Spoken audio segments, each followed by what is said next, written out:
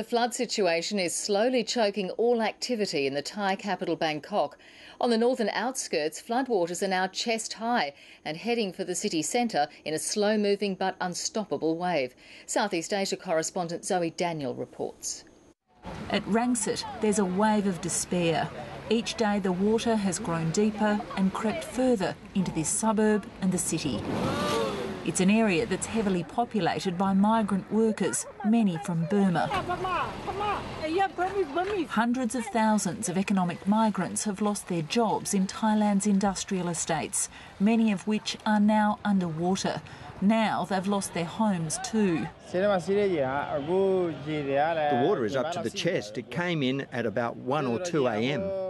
There's been no clear indication of if or where they can get help.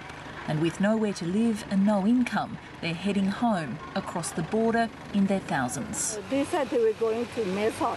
And how can you go? How can you going to manage? And they said, we don't know. So now where are you going? We don't know.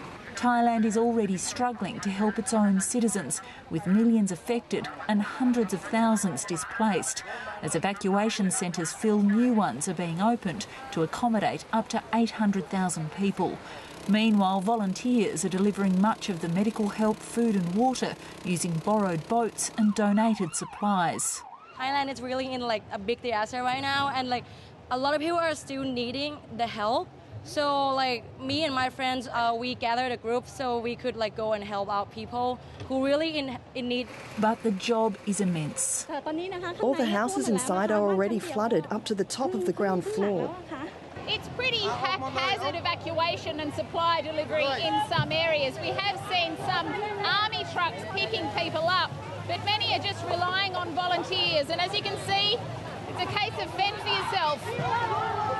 40,000 soldiers have been deployed, yet each day more people need help.